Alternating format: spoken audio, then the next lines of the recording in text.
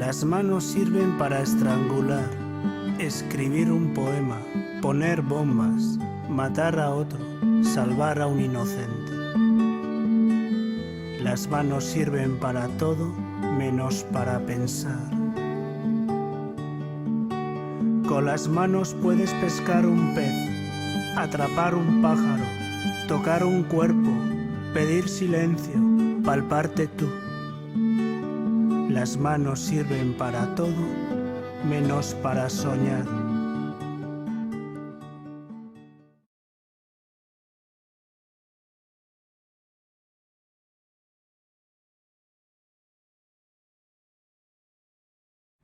Kepa Murua es uno de los grandes poetas en lengua castellana de las últimas décadas. Desde aquel lejano y acaso premonitorio Abstemio de Honores, publicado en 1990, hasta su más reciente lanzamiento, el monumental Poesía sola, pura premonición, del año 2010, el poeta guipuzcoano ha firmado casi 20 libros, prácticamente todos durante la década pasada. A lo largo de esta fructífera etapa, la escritura al límite y sin concesiones, la apuesta radical por la modernidad de Kepa Murua nos ha regalado títulos como Siempre conté 10 y nunca apareciste, Cavando la tierra con tus sueños, Un lugar por nosotros, Cardiolemas y La poesía y tú. Una escritura más tierna y reflexiva, pero no menos moderna, llegó en 2008 con No es nada, que demostraba la búsqueda constante y la libertad absoluta de este autor que algunos tildan de inclasificable. No debemos olvidar, en esta apretada presentación, su aplaudida incursión en el ensayo, o las excelentes obras en colaboración con fotógrafos, músicos y pintores. Kepa Murua nació en 1962 y reside desde hace muchos años en Vitoria. Kepa, muy buenas. ¿Qué tal estás? Muy bien. La primera cuestión que quería yo preguntarte es, antes de empezar por la rabiosa actualidad de 2010, que nos remontemos en la línea del tiempo, e incluso supongo que antes de 1990, con ese Abstemio de Honores, hay que hacer un ejercicio amplio, para que nos cuentes cómo empiezas a escribir, en qué contexto, si recuerdas incluso ese primer poema que todo poeta normalmente suele recordar. Me acuerdo leyendo. Recuerdo que en casa tenemos una biblioteca de mi padre muy dispersa, pero muy interesante, con libros de Salvat, aquella colección de los premios Nobel, con autores como Mikhail Cholokhov. También tenía las obras completas de Shakespeare. Me acuerdo leyendo. Luego el paso a la escritura creo que lo di de un modo natural, sin pensarlo mucho. Pero yo creo que antes fui un gran lector y todavía lo sigo siendo. Cuando hablábamos de la influencia de algunos libros, pues eran los premios Nobel, que estos son libros de la biblioteca de mi padre, premios de Nobel de literatura, ¿no? Aquí, por ejemplo, está Cholokhov, que ya lo mencioné, casualidad, ¿no? La influencia de los rusos. También creo que mencioné libros de Kafka y de Rilke, ¿no? Aquí está, por ejemplo, Las cartas al padre, una primera edición que leí cuando era muy joven, ¿no? De Rilke, pues inevitablemente hay muchas cosas. Paul Klee también, los libros de arte, hay de todo un poquito, ¿no?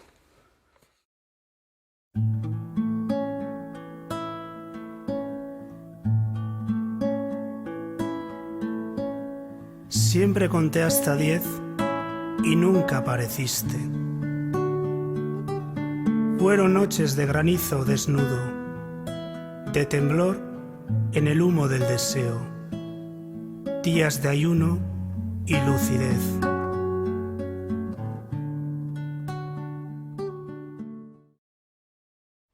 Hay un estribillo en ese libro que es La poesía si es que existe, que era para escribir poesía. Muchas de las entradas de ese libro comienzan con ese leitmotiv. ¿Qué se necesita para escribir poesía? Para escribir poesía se necesita tener una mirada diferente, una conciencia del tiempo y una apuesta radical por ese tipo de escritura. Porque es una escritura que te lleva a la reflexión, a la soledad. Es un viaje interior muy importante. no se lo recomiendo a todos, porque para escribir poesía hay que tener una fortaleza muy, muy grande. Y en esa fortaleza supongo que tienes que tener un método, tienes que tener un sistema, tienes que tener una fórmula, no una fórmula de escritura, sino una fórmula de, como los artesanos tienen su taller perfectamente ordenado. ¿Cuáles son las formas que utiliza Kepa? ¿Cómo maneja los cuadernos? ¿Se utiliza cuadernos? ¿Se utiliza ordenador? ¿Cómo se organiza en ese mare magnum? Porque son casi 20 libros escritos, algunos muy gruesos. Y todos ellos, aun siendo libros de Kepa Muro, donde se reconoce la voz de un autor, diferentes, con matices diferentes. Los libros son diferentes. Yo trabajo el concepto del poemario, pero los libros pueden ser breves y pueden ser más extensos. Los libros breves llaman a la emoción, al sentido inmediato, y los libros más extensos llaman al tiempo, a la madurez. Se podría decir que los libros más extensos hay un aparato literario mucho más racional, mejor pensado, pero no tiene por qué ser así. A veces también en los libros extensos aparece una trascienda literaria importante. Aun siendo diferentes, yo sigo escribiendo a mano en algunos cuadernos e inevitablemente me acompaño al ordenador. Pero el tiempo de la escritura tiene que ser igual, tiene que supeditarse generalmente al ritmo de la conciencia. No por escribir con el ordenador o hacerlo a lápiz, lo tienes que hacer en un ritmo determinado, o más rápido o más lento. Tiene que ser un ritmo de conciencia mental, de escritura, y eso se puede apoyar con cualquier medio. Basta que tengas un lápiz, un boli, la página en blanco como puedes tener la pantalla vacía del ordenador. Pero en principio, para escribir poesía en este campo, tienes que buscar una idea, tienes que buscar un planteamiento, tienes que buscar unas secuencias. Podríamos trasladarlo al campo de la música y hablar como si fuera una sinfonía. Y si fuéramos al campo del cine, podríamos decir que es una película, con sus secuencias, sus planos, con sus ritmos. Su material descartado, supongo. Sí.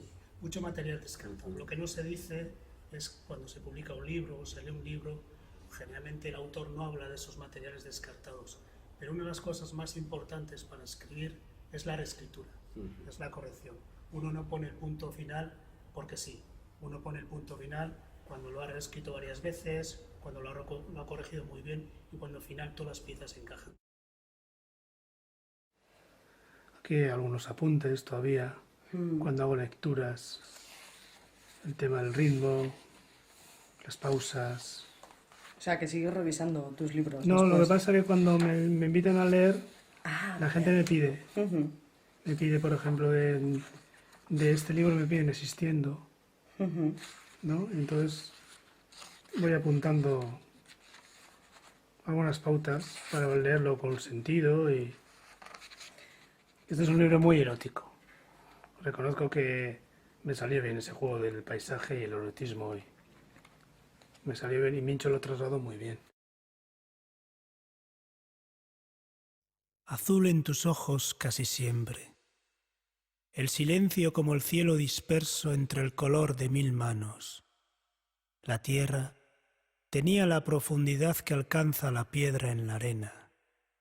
El tiempo guardaba aire en su boca por si algún día lo necesitases.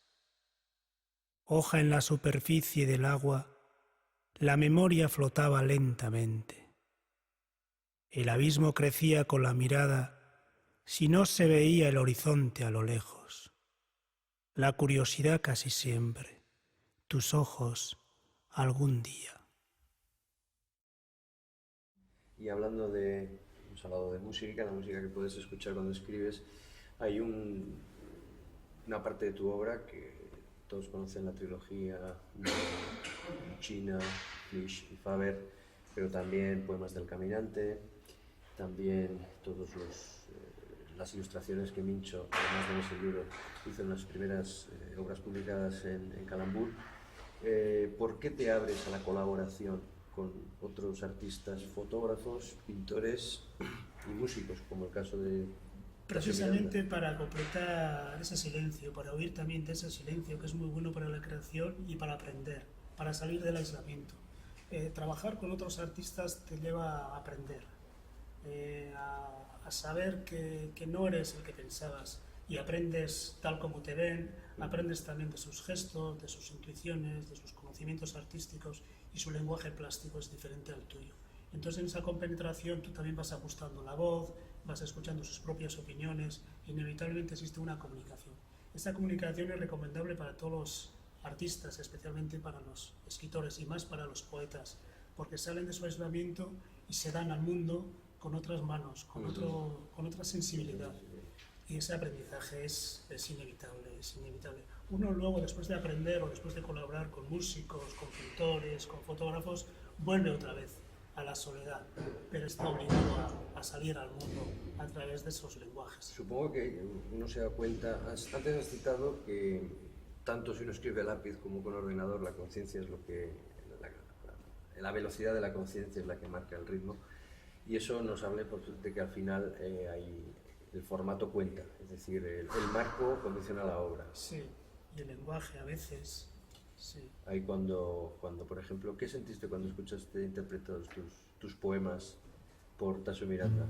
Bueno, la relación para mí era muy importante porque yo ya venía de haber madurado las ideas como la relación entre poema breve y poema extenso, y luego también el juego entre la poesía y la canción. Sentí satisfacción por un lado y generosidad porque los cantautores comprimen el poema, lo quieren cortar, quieren subrayar una especie de estribillo que parece observar en el poema, pero también vi que esa voz ronca, ese sonido, se ajustaba perfectamente al tipo de poema elegido y que daba una amplitud. De hecho, cuando un cantautor se fija en un poeta, esos poemas se amplifican, se amplifican a un número determinado de lectores o de espectadores, y es un camino también muy interesante para difundir la poesía más allá de los libros publicados o escritos. No en vano, la poesía y la música, allá por los griegos, estaban muy juntas y después los caminos de la cultura los han separado de la... Sí, digamos que los géneros muchas veces los hizo el hombre para plantear una visión más didáctica que real.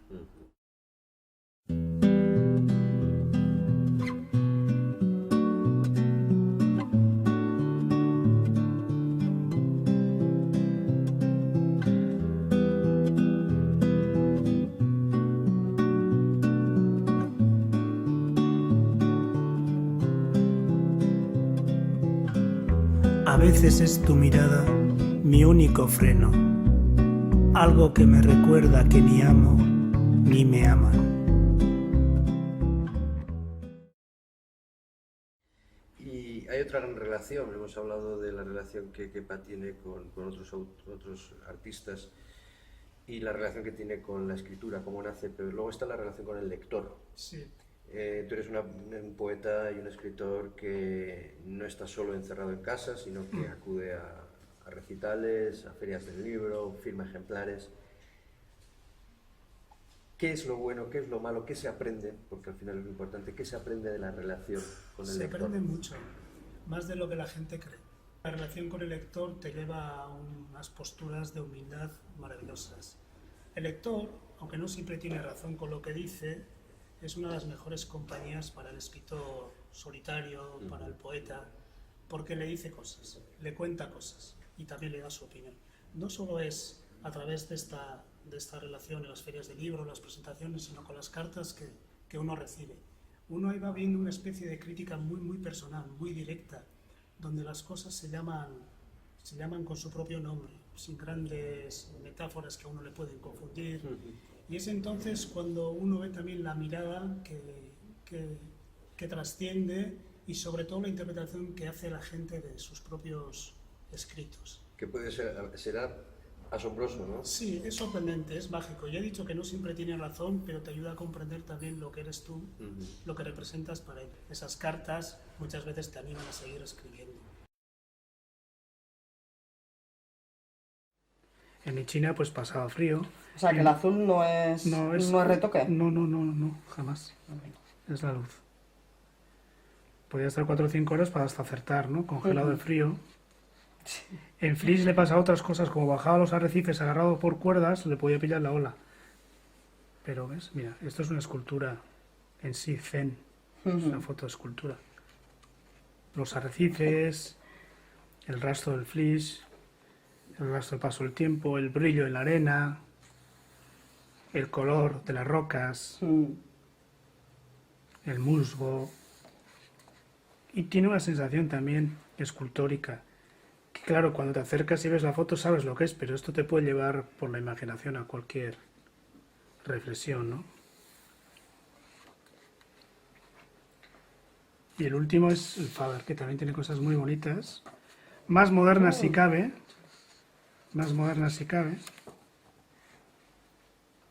porque juega con el arte pobre, lo que el hombre deja en la naturaleza, las construcciones de las autopistas, cómo van quedando en desuso,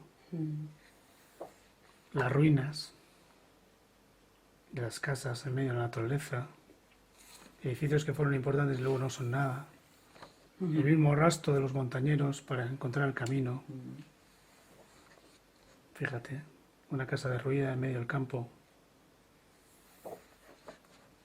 las maderas. Todo esto es un trabajo muy hermoso. Los agujeros que suelen dejar en la roca para excavar edificios y luego quedan en nada, como elementos del land art, ¿no? Lo que se conoce como el arte del paisaje, ¿no? Y a eso pues inevitablemente otra vez el mismo juego, ¿no? Texto, poético, fotografía, ¿no? Es un trabajo importante, es el de trabajar con otro artista. Y hay una parte también de tu obra donde hay una parte de la vida de las personas que es muy importante, que es el espacio, y eso en arte se suele llamar paisaje. Sí. Hay una trilogía que hemos citado antes de Ichina, Flisch y Faber, que precisamente habla del paisaje. ¿Qué importancia tiene? El paisaje es importante. Uno tiene que saber dónde vive y el paisaje nos coloca con cierta humildad como seres humanos, como personas. El paisaje en mi poesía tiene una mirada zen, trasciende la propia realidad. En el caso de la trilogía de Ichina, Flisch y Faber, conjugué una mirada lírica, una prosa poética al hilo de las fotografías de José María Álvarez. Y finalmente me di cuenta que estaba hablando de la solidez del paisaje frente a la fragilidad del ser humano. Son poemas con una carga filosófica muy honda, muy tierna, y yo creo que todavía son poemas a descubrir, porque la gente desecha, yo no sé por qué, la prosa poética, pero la sencillez de esos poemas, el logro existencial y sobre todo la voz lírica, yo creo que todavía no se han descubierto, precisamente porque hay un trabajo complejo que el lector nunca lo va a ver. Esa es una manera de exprimir el paisaje al máximo y demostrar que también con la literatura se puede hacer paisaje. Fue además en esa trilogía, los dos primeros volúmenes me encantaron, además tuve la suerte de incluso prologar uno de ellos, pero el tercero fue el que más sorpresa me produjo, porque de repente el paisaje natural dejaba de tener el protagonismo y este lo adquiría la mano del hombre, el Faber latino, ¿no? Las cosas rotas, derruidas, los puentes rotos, esas tapias que se habían caído. El paso del tiempo, las ruinas, las derrotas, son todos los elementos importantes de mi literatura. También formalmente hay un cambio estructural. En los dos primeros libros, tanto en China como en Flisch, yo iba detrás del fotógrafo. El fotógrafo hizo el primer recorrido y yo fui colocando los textos y los vacíos. Pero para cerrar la trilogía le pedí a José María Álvarez que yo marcara el ritmo, que yo comenzara y lo terminara, y que yo eligiera también el itinerario visual de esos poemas. Por eso mismo Faber tiene un componente, digamos, más acertado desde el punto de vista del desarrollo literario. Se abre y se cierra definitivamente. Y ahí hay un viaje del hombre, hay un viaje del ser humano a través de la muerte, de la vida, del amor, de la esperanza, de la luz, y sobre todo ese juego con el paisaje que China y Flisch lo tienen, pero de una manera mucho más diluida. Pues me gustan porque reflejan muy bien el sentido del libro, el sentido del paisaje urbano, la memoria, y luego porque tiene una magia un tanto onírica, ¿no? Juega con la realidad y los sueños, ¿no? Son figuras que se convierten en nubes o nubes que se convierten en figuras. Me gusta cómo cómo es capaz de cambiar la realidad y la irrealidad y reflejar con pocos trazos pues pequeñas pinceladas del paisaje urbano. Luego pequeños detalles de iglesias que remiten a la ciudad, ¿no?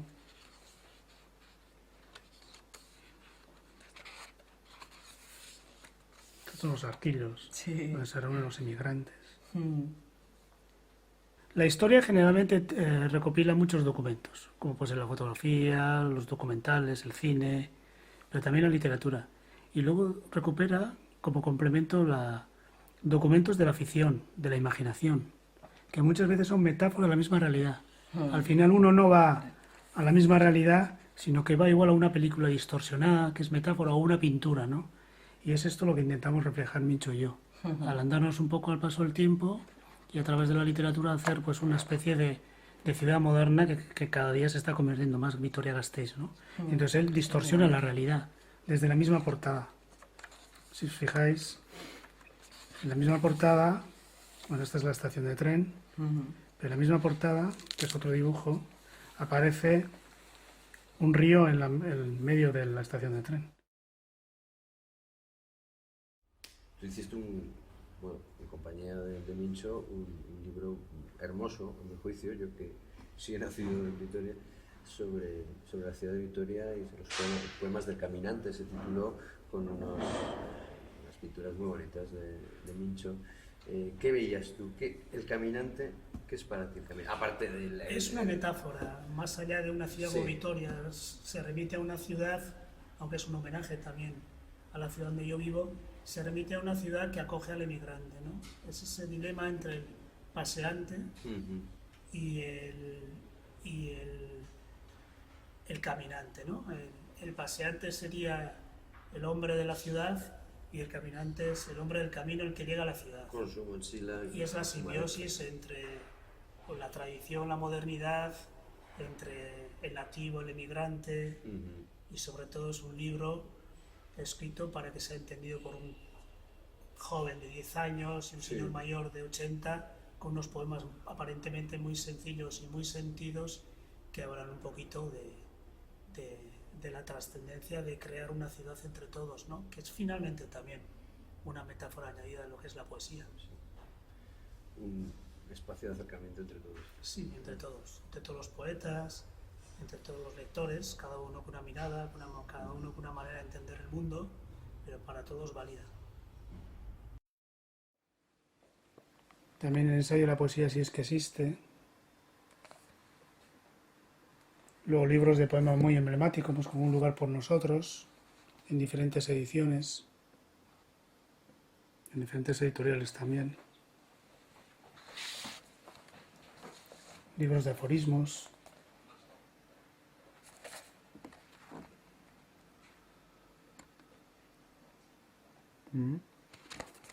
Y luego están los libros de El no es nada, Carriolemas, Las manos en alto. Esto ya es poesía. Y lo último que publiqué, Poesía sola, pura premonición, un libro que ya es un mamotreto muy grande. También está Cantos del Dios Oscuro. También os puedo enseñar pruebas de un libro que voy a publicar ahora. Entonces este es un libro que voy a publicar ahora y son las terceras pruebas. Con el poema Mi madre. Esto es el libro antes de llevarlo a la imprenta. Lo que es la maquetación, el diseño.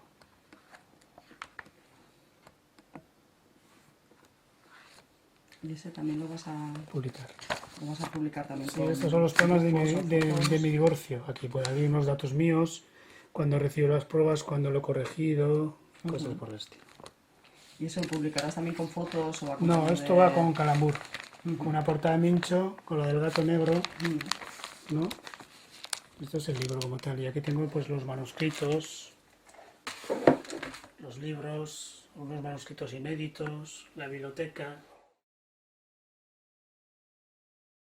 Si te parece, y hoy que tengo la ocasión, me gustaría, como lector tuyo de hace muchos años, al hilo de los títulos de las obras de poesía, que me fueras diciendo, como si fuera esto un concierto de free jazz, el primer solo que se te ocurriera en el tono que quieras y a la velocidad que te interese. Y en la extensión. Y en la extensión que te apetezca. Siempre conté 10 y nunca apareciste. Estuve a punto de cambiar el título en el último momento. Menos mal que no lo hice. Este es el libro que me abrió al público. Desde la periferia me abrió un público importante. Es un libro que ya va por la 5ª edición, ha sido traducido a otras lenguas y es el libro que la gente me pide que recite muchas veces. Creo que es el libro que me dio una fuerza considerable y que hizo que confiara en lo que estaba escribiendo. Porque aunque se publicó casi en el año 2000, fue un libro también que lo fui madurando, pese a su brevedad, durante muchos años anteriores. La verdad es que estoy muy agradecido a Calambur por la publicación de ese libro y sobre todo en los resultados que tuvo. Recuerdo que no aparecieron muchas reseñas y los medios más importantes del momento apenas se hicieron mención del libro, pero comenzó un goteo importante y los lectores se apropiaron de él y a mí me permitió de la noche a la mañana tener cierto nombre en el campo de las letras y de la poesía. 5 ediciones en poesía. Sí, sí, y también una traducción a otras lenguas que me abrió las puertas a otros países, que para eso siempre es importante. Cavando la tierra con tus sueños. Este es un libro íntimo. Me gusta el título porque se habla de eso, se habla de la irrealidad, y el poeta se ve como un labrador que cava la tierra, ¿no? Ahí hay una parte erótica importante también, me parece una sociedad demoledora con la violencia, porque hay unos paisajes que se remiten a lo que acontece y acontecía más, si cabe, en el País Vasco. Hay unos poemas que todavía me cuesta mucho leer en público. De ese. Un lugar por nosotros. Antes que un lugar por nosotros me gustaría hablar de Cardiolemas. Cardiolemas. Porque siempre conté 10 y nunca apareciste, cavando la tierra con tus sueños, y Cardiolemas forman parte de una trilogía. Con Cardiolemas la crítica llegó a decir, con este libro, Kepa Murua llegó a la madurez. Yo me reí mucho, porque fue el primero que escribí de esta trilogía. La verdad es que se publicaron indistintamente, se publicaron en orden inverso, pero Cardiolemas fue un libro que yo escribí de joven. Solo que intuí también que en aquel momento el público y también el mundo editorial no estaba preparado para asumir un libro de esas características. Y de hecho todavía pienso que es un libro que se descubrirá en el futuro. Fue escrito en un trance poético mientras yo vivía en Freiburgo. Cuando yo cruzaba el puente vino el nombre, vino el título, Cardiolemas. Pero yo sé por qué vino. Porque antes que me fuera a Alemania, yo rompí, a raíz de mis fracasos editoriales, yo rompí muchos poemas y pensé en dejarlo todo. Y cuando ya había pensado abandonar la poesía, o pensaba que la poesía me había abandonado a mí, en Freiburgo comencé de un modo inquieto a escribir todos los días un poema. Recuerdo cómo me vino el primer título, Cardiolemas, y luego recuerdo Demora, algunos poemas muy, muy interesantes. Cuando lo leo, la verdad es que también se me ponen los pelos de punta. Sí, sí. Un año después de Cardiolemas sale La poesía y tú.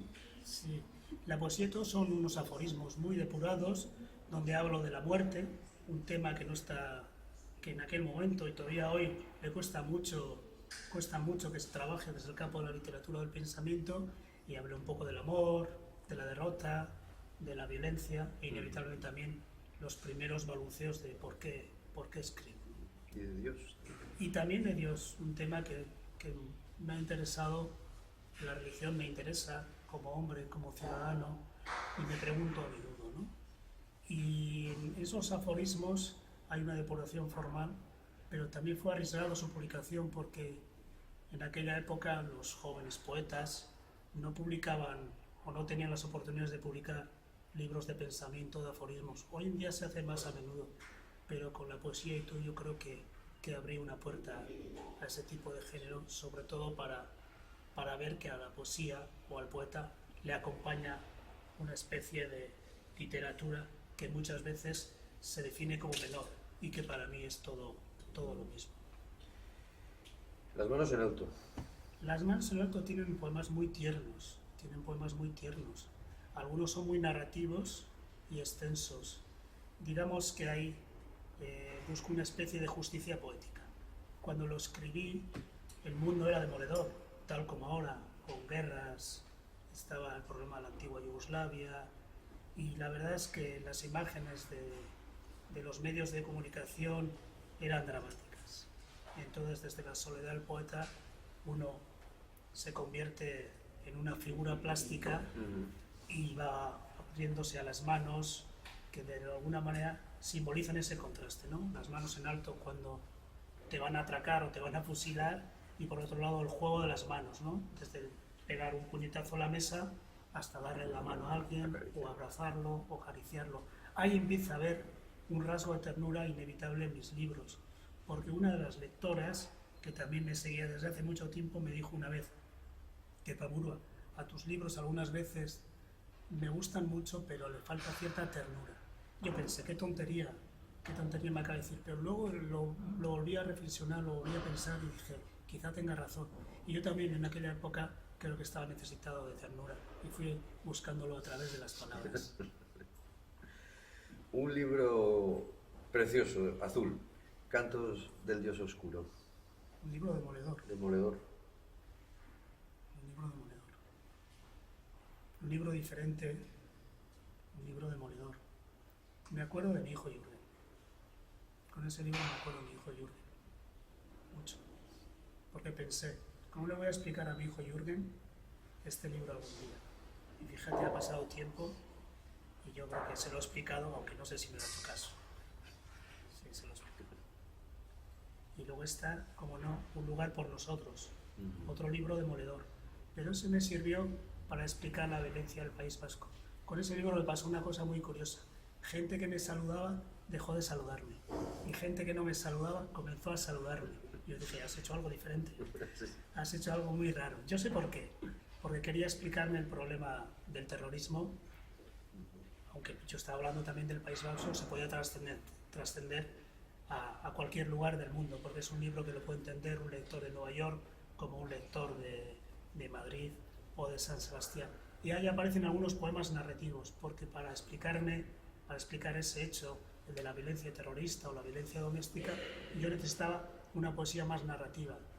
Y ahí empecé a contar cosas, y ahí me solté. También ahí aparecen los autorretratos. Hay poemas de amor, pero también hay mucho desamor. Era un poema duro, un poemario duro. Recuerdo que se agotó en 3 meses. ¿Y fue reeditado? Sí, y se continúa reeditándose. Y después de sus títulos a veces tan largos, No es nada. No es nada, es un poemario más tierno, donde doy voz a los muertos, también doy voz a los que no tienen palabra y hablo un poquito del amor y del desamor.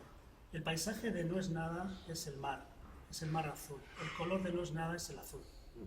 Y el título también a mí me gusta mucho, porque es una manera de mirarse al espejo y decirse, no es nada, que Pamurua, sigue adelante. Los errores que cometemos, los malentendimos que generamos y nos perdonamos o nos reímos y decimos otra nueva oportunidad para el amor, para la vida, para el trabajo, para todo. Y el grueso volumen de poesía sola, Pura premonición. Son 20 años de escritura. El primer poema lo escribí cuando vivía en Berlín, en el año 1989, cuando cayó el muro de Berlín. Y el último creo que lo escribí en el año 2009. El proceso de corrección fue también muy, muy duro. Me levantaba casi todos los días a las 4 de la mañana para poder corregirlo, porque son más de 700 poemas.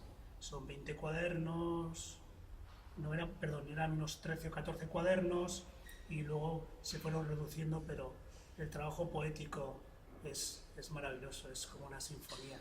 Ahí yo creo que al principio sufrí por lo que escribía, por lo que había escrito, pero una vez que fui capaz de ordenar el libro y empecé a trabajarlo con él, yo gocé en la artesanía de la escritura.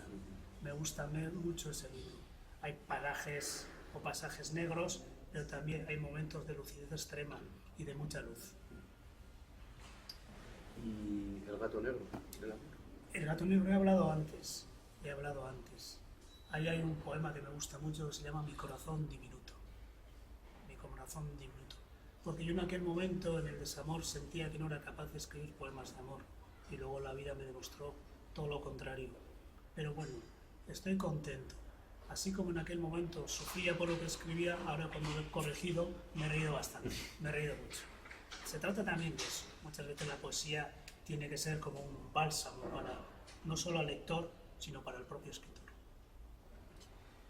Pues gracias por escribir tan bien y por escribir tanto. Muchas gracias a ti, Pedro.